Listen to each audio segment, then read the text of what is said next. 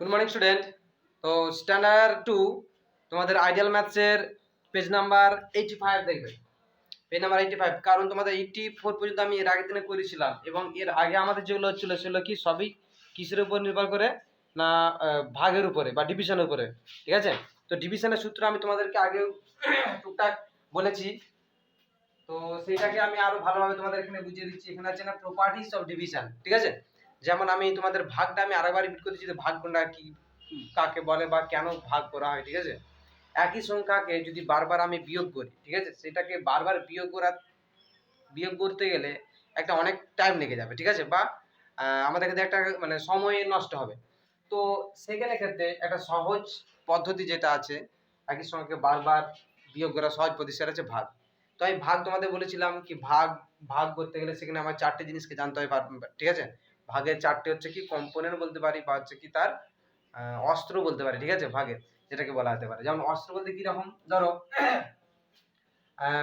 ভাজ্য, যেগুলোকে দিয়েই আমরা ভাগ প্রসেসটা করে থাকি বা ভাগ যে পদ্ধতিটা আমরা সেটা দিয়ে করে থাকি। যেমন কি বলবো আমরা সেখানে, না প্রথমে হচ্ছে কি ভাজ্য, ভাজিত, ভাজক সমান ভাগফল।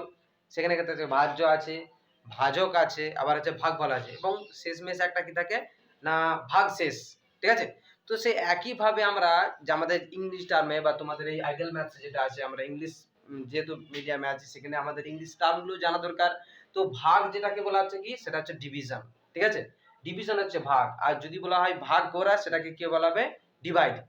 তো সেক্ষেত্রে দেখবে ডিভিশন এখানে কিছু আছে তোমাদের আগে বলেছিলাম। ঠিক আছে, এখানে যে properties of division page number 85 দেখো, তোমাদের প্রপার্টিজ অফ ডিভিশন মানে ডিভিশন করার আসল সূত্রগুলো কি কি বা কি কি আমাদেরকে মূল কথা মনে রাখতে হবে এই ডিভিশন বা এই ভাগ পদ্ধতিটাকে সহজভাবে করার জন্য। ঠিক আছে, তো প্রথমে তোমাদের একটা কথা বলে দিই, আমরা যেমন জেনেছি, ঠিক আছে, ভাজ্য, ভাজিত, ভাজক সমান ভাগফল। ঠিক আছে, তো এই যে এখানে যে তিনটা আছে প্লাস তার সঙ্গে হচ্ছে ভাগশেষ, এবং যদি ভাগশেষ থাকে সেক্ষেত্রে সূত্রগুলো সম্পূর্ণ একটু আলাদা আলাদা হয়ে থাকে। ঠিক আছে, তো এবার দেখে নেবো। তো এখানে দেখো আমি একটা দিয়েছি তোমাদের ইংলিশে, এখানে আছে কি 6 ডিভাইডেড বাই 2 ইকুয়ালস টু 3। তার মানে কি হচ্ছে 6 কে যদি আমরা 2 দিয়ে ভাগ করি সেক্ষেত্রে আমরা 3 পাবো, বা এটা আমরা এভাবে বলতে পারি 6 থেকে আমরা কতবার 2 কে বিয়োগ করব। ঠিক আছে, 2 কে বিয়োগ করব মানে তারপরে হচ্ছে কি শূন্য হবে সেই 6টি। ঠিক আছে, বা 6টা আমকে আমি 2টি করে দিতে গেলে কটা ছেলেকে বা মেয়েকে দিতে হবে সেটা আমরা দেখে নেব। কটা, 3টে করে, সেই রকম মানে একই জিনিস। আমি ধরো একজনকে দিলাম 2টো করে, তো একজনকে দিলাম মানে 2টো দিলাম মানে 6 থেকে আবার 2 বিয়োগ হয়ে গেল, মানে আর কটা পড়ে রয়েছে 4টে। আবার একজনকে 2টো দিলাম, ঠিক আছে, সেই 4টে থেকে আবার 2 বিয়োগ হয়ে গেল, কটা তাহলে সেখানে আর 2টো থাকবে, আবার সেই 2টো আরেকজনকে দিয়ে দিলাম, তারপর আর আমার আম রইলো না, তিনজনকে 2টো 2টো করে হয়ে গেল। তার মানে এটা ভেবে দেখতে হবে তাহলে 6টা আম কজনকে ভাগ করে দিলাম, না 3জনকে ভাগ করে দিলাম এবং প্রত্যেকে 2টি করে পেয়েছে। ঠিক আছে, তো সেইভাবে হচ্ছে ডিভাইড করে দেওয়া, ভাগ করে দেওয়া, সেটা হচ্ছে আসল প্রসেস এখানে। তো আমরা এখানে দেখে নিচ্ছি, দেখো এবার ইংলিশে কি বলে। তো ভাজ্য, ভাজিত, ভাজক যেটাকে বলে থাকি, সে ভাজ্যটা কি বলবো আমরা এখানে ডিভিডেন্ড, এবং যেটা দিয়ে ভাগ করা হয় যাকে আমরা ভাজক বলে থাকি সেটাকে আমরা ইংলিশে বলবো কি ডিভিজর, এন্ড ভাগফল যেটাকে বলি সেটাকে হচ্ছে কোএফিসিয়েন্ট। ঠিক আছে, এবং তাছাড়াও একটা থাকে রিমাইন্ডার মানে হচ্ছে ভাগশেষ বা যেটা পড়ে থাকে রিমাইন্ডার। ঠিক আছে, তো এবার দেখো তোমাদের প্রপার্টিজ অফ ডিভিশনে কিছু মানে ফর্মুলা দেওয়া আছে, ওখানে দেখো কি কি মানে এখানে আসল ফর্মুলাগুলো কি কি, যেগুলো মনে রাখলে ঠিক আছে আমরা সহজেই আমরা ভাগগুলো করে নেবো। তো প্রথম যেটা আছে দেখো পেজ নাম্বার 85, প্রথমে আছে ডিভাইড বাই 1, ডিভাইড বাই 1।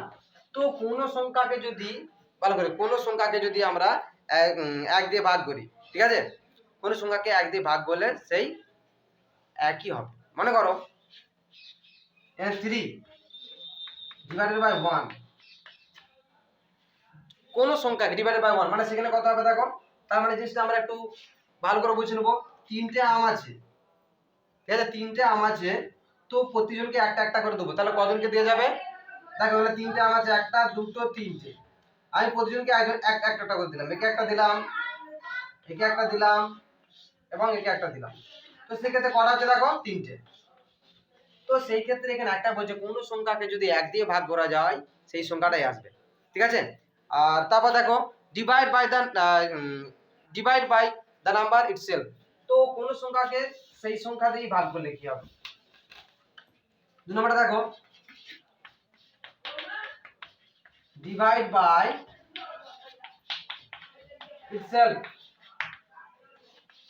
তার মানে মনে করো ইটসেলফ মানে নিজে নিজেই, মনে করো এখানে 3 আছে বা এখানে 4 আছে, এখানে 6 আছে, তো এই 3 কে 3 দিয়ে যদি ভাগ করা হয় সেক্ষেত্রে 1 পাবো, ঠিক আছে। 4 কে যদি 4 দিয়ে ভাগ করা হয় তাহলে 1 পাবো, আর 6 কে যদি 6 দিয়ে ডিভাইড বা ভাগ করা হয় সেক্ষেত্রে 1 পাবো, ঠিক আছে।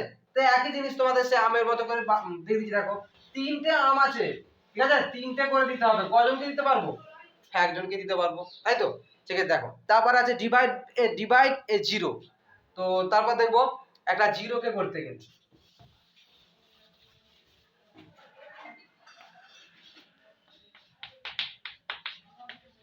ডিভাইড এ জিরো,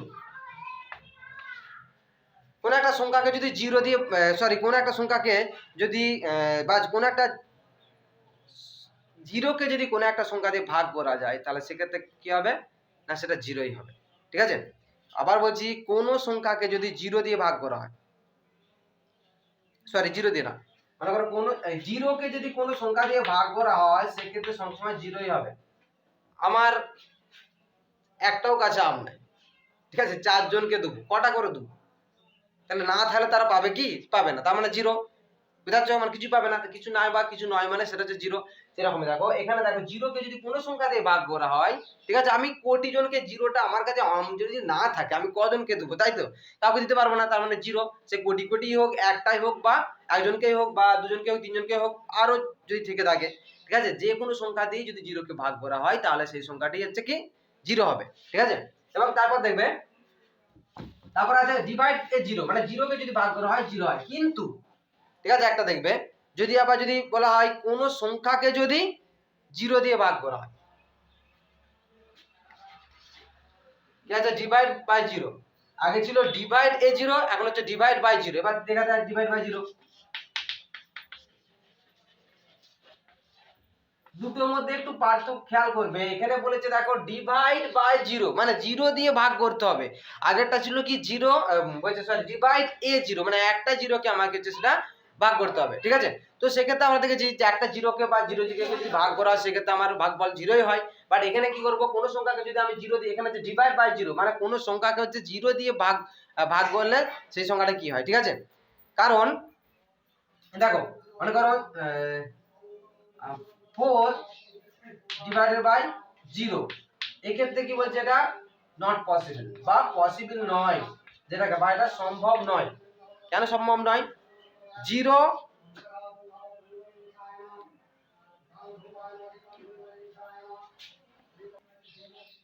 দেখো তারপর এখানে বলেছে কি না এটা নট পসিবল কেন বলছে বা পসিবল নয় কেন বলেছে, ঠিক আছে। মনে করো এখানে একটা কি সংখ্যা বেরোবে, যেমন মনে করো আমি মনে কর যার কিছু একটা, ঠিক আছে, মনে করো এ বা এক্স একটা সংখ্যা বেরোলো বা যার কোনো অস্তিত্ব আছে মানে বাস্তবে, ঠিক আছে। তো তাকে যদি আমি জিরো দিয়ে গুণ করি তাহলে এটা কি হওয়া থাকবে, তাহলে জিরো হওয়া দরকার থাকবে, ভালো করে বুঝবে, ঠিক আছে। তো মনে করো আমি একটা এইটা বাদে আমি একটা সংখ্যা ধরছি, আর 2 into 3 equals 6 divided by 3 equals to 2। তো দেখো এই 2 and 3 তে যদি ইনটু করা হয় আমরা জানি তারপর 6 আসবে, বা আমরা যদি বলে কোসিয়েন্ট এন্ড ডিভিজর যদি আমরা ইনটু করি তাহলে আমরা কোসিয়েন্ট আর হচ্ছে ডিভিজর যদি আমরা ইনটু করি দুটোকে, সেক্ষেত্রে আমরা কি পাবো না আমরা ডিভিশন পাবো। কিন্তু সেক্ষেত্রে এটার ক্ষেত্রে উল্টো হয়ে যাচ্ছে, দেখো কেন পসিবল হচ্ছে না, কারণ আমার এখানে যদি একটা সংখ্যা মনে করো সাপোজ মনে করো 2 বেরো, সাপোজ 2 বেরোলো, তো 2 যদি আমি আবার জিরোর সঙ্গে ইনটু করি তাহলে কত বেরোবে এখানে, তাহলে 0 আসবে, তাহলে এটা কি 4 হচ্ছে? হচ্ছে না, তাই তো। তার জন্য কি বলা হচ্ছে এটা না জিরো দ্বারা যদি কোনো সংখ্যাকে ভাগ করা সম্ভব নয়, এটা মনে রাখবে। কিন্তু জিরোকে ভাগ করা সম্ভব, ঠিক আছে। এটা দেখো ভালো করে, এখানে একটা আমি তোমাকে বলছি সম্ভব কোনটা অসম্ভব কোনটা। এটা আছে 5, 0 ডিভাইডেড বাই 5 ইকুয়ালস টু 0, ঠিক আছে, আর 5 ডিভাইডেড বাই 0 এটা পসিবল, এটা ইম্পসিবল বা নট পসিবল, ঠিক আছে। কারণ আমি আবার বললাম কারণ ডিভিজর আমাদের সবসময় আমরা দেখেছি আমরা আমাদের ডিভিডেন্ডটা পাবো কারণ ডিভিজর এবং হচ্ছে কি কোশিয়েন্টকে ইনটু করলে। বাট এখানে যখন দেখছি জিরো দিয়ে কোনো সংখ্যাকে যদি ভাগ করা হচ্ছে তখন তাহলে দেখছি তার কোশিয়েন্ট আর হচ্ছে ডিভিজর মিলে বা ইনটু করে সেটা আমরা কোশিয়েন্টটা সরি ডিভিডেন্ডটা পাচ্ছি না। তার জন্য কি হচ্ছে না যে 0 divided by 5 is possible but 5 divided by 0 is not possible. ওকে, তো এরপর দেখো তোমাদের অঙ্কগুলো আছে, ঠিক আছে।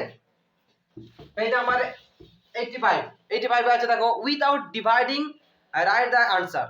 তো আমি জানি, আমি বলেছিলাম না গুণ বা মাল্টিপ্লিকেশন এবং ডিভিশন যদি আমরা করতে চাই বা যদি করি সেক্ষেত্রে আমাদেরকে একটা জিনিস খেয়াল রাখতে হবে, সেটা হচ্ছে নাম্বার টেবিল। নাম্বার টেবিল মানে হচ্ছে কি মাল্টিপ্লিকেশন নাম্বার টেবিলটা আমাদের মনে রাখতে হবে। মাল্টিপ্লিকেশন নাম্বার টেবিল মানে আমরা বাংলায় বলে থেকে নামতা, ঠিক আছে। তো মাল্টিপ্লিকেশন টেবিল থেকে আমরা ইজিলি এটা ক্যালকুলেট করে নিতে পারি, ঠিক আছে। দেখো without dividing write the answer, একদম শেষে আছে দেখো 85, এখানে আছে 8টা, আমি দেখছি 8টা 7 ডিভাইডেড বাই 1। তো আমি এই বললাম কোন সংখ্যাকে ডিভাইড বাই 1 মানে 1 কে 1 যদি ডিভাইড করি সেই সংখ্যাটা চলে আসবে।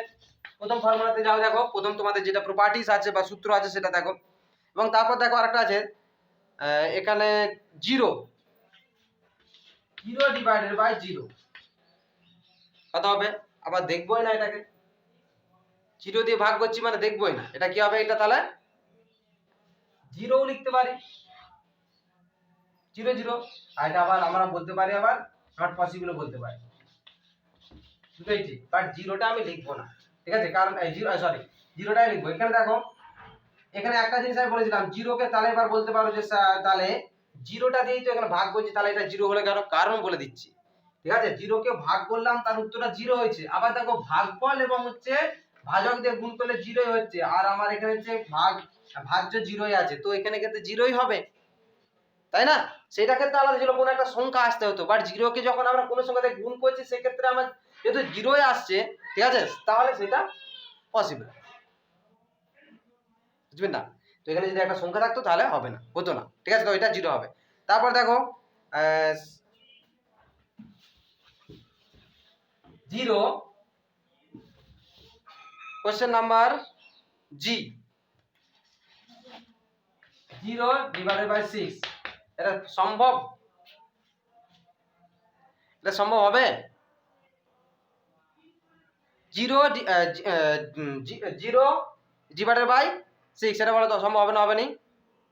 এটা অবশ্যই সম্ভব হবে, ঠিক আছে। আমার নাই মনে 6 জনকে কি 0 0ই পাবো, গুণ করে দেখো এটা 0 আসছে, বাট 6 ডিভাইডেড বাই 0 দিয়ে ভাগ করা যাবে না, 0 দিয়ে ভাগ করা যাবে না, বাট 0 কে ভাগ করা যাবে, ঠিক আছে। তো তারপরে পেজ নাম্বার দেখো, এবার অঙ্কগুলো এগুলো করবে। তারপরে পেজ নাম্বার দেখো রিমাইন্ডার ফর্মুলা, এটা আমি এই পেজটা করব, 85 নাম্বার পেজ করবে। তারপর দেখো রিমাইন্ডার থিওরি, ঠিক আছে। রিমাইন্ডার মানে কি, রিমাইন্ডার রিমেন থেকে আসছে, রিমেন মানে কি অবশিষ্ট থাকা, ঠিক আছে। তো রিমেন থেকে আসছে, রিমেন মানে অবশিষ্ট থাকা,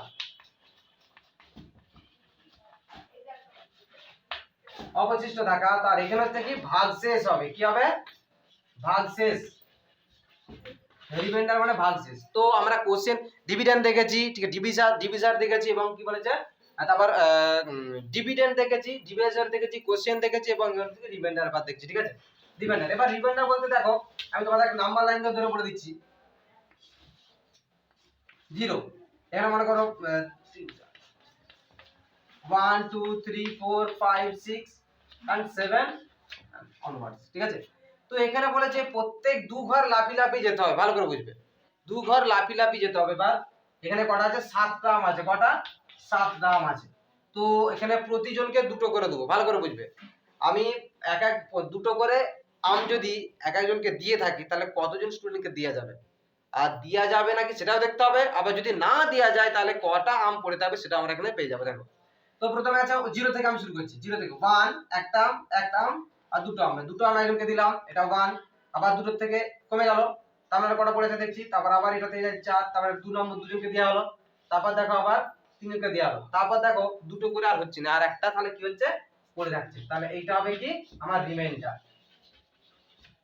কি হবে, রিমাইন্ডার যেটা পড়ে থাকছে। তো এটাকে আমরা যদি ম্যাথমেটিক্যাল ক্যালকুলেশন অনুযায়ী যদি আমরা করি সেক্ষেত্রে দেখো তারপর 7 divided by 2 equals to how much? Then divide 7 by 2. 2 3s are 6 and 1 is remaining there. So 1 is remainder and we have to write and mention here this is quotient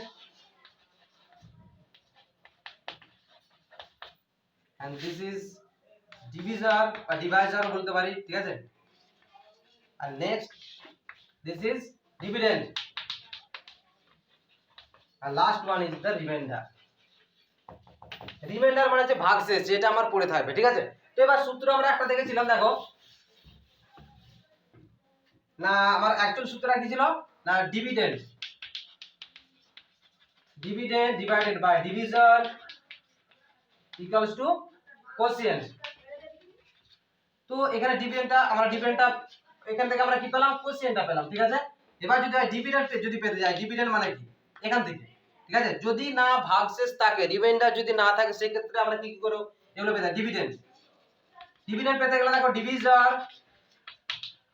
into কোসিয়েন্ট।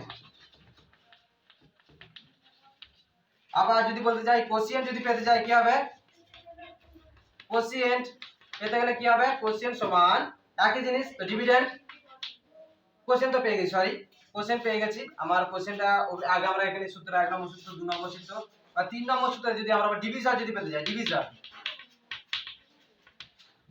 is equal to dividend divided by quotient, ঠিক আছে? এইটা হচ্ছে কি না যদি without reminder,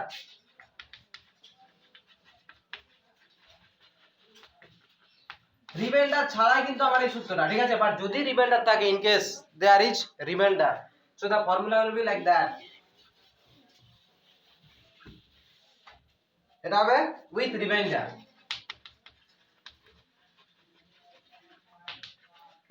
রিমাইন্ডারের সাথে কি হবে তাহলে দেখো, তো প্রথমে আমরা কি পাবো, ডিভিডেন্ড, এখানে আছে ডিভিডেন্ড, কি করে পাবো, ডিভিডেন্ড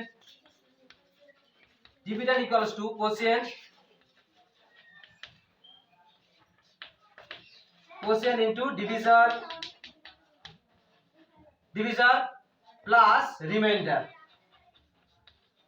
এটা কিভাবে হয় দেখো, কারণ আমি এটা 7টা দেখাচ্ছিলাম, 7 কে 2 দিয়ে ভাগ করে 3 3 গুণে 6 1, তো এটা কি করে পাবো, আমার কি হচ্ছে ডিভিডেন্ড মানে 7 কি করে পাবো, দেখো 7 পাবো হচ্ছে 2 কোসিয়েন্ট মানে হচ্ছে 3 3 গুণিত 2 ডিভিশন হচ্ছে 2 প্লাস 1, তো এখানে হবে দেখো গুণটা আগে হবে 3 গুণে 6 plus 1 equals to 7।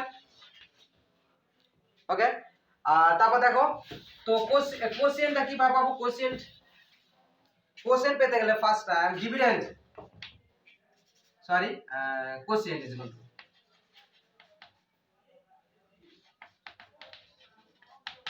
Equal to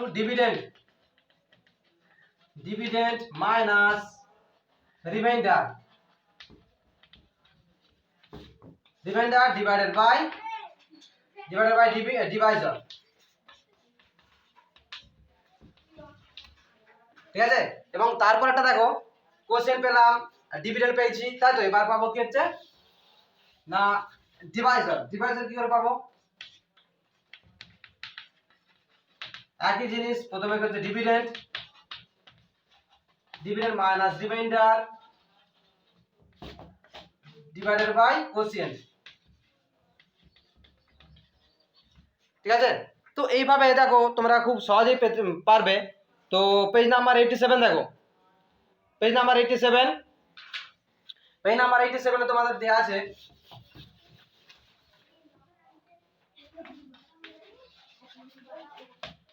page number 87 এ দেয়া আছে দেখো divide and write the quotient and remainder. So তোমাদের এটা করতে হবে, ফার্স্ট একটা 13 ডিভাইডেড বাই 3, তো 13 এটা হচ্ছে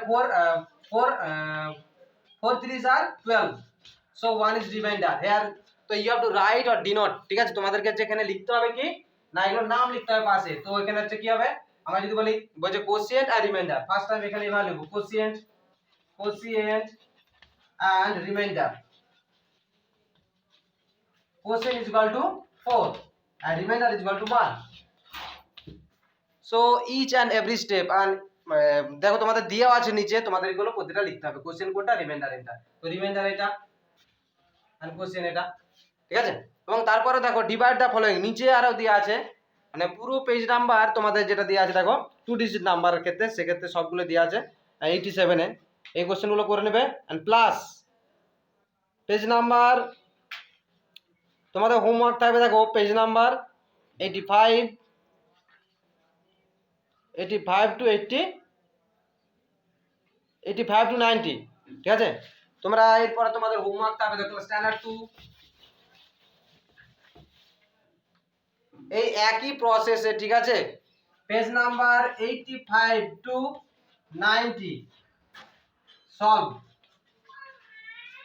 তোমাদের প্রত্যেকটা সলিউশন গুলো থাকবে এই নাম্বার 85 থেকে 90 পর্যন্ত, ঠিক আছে।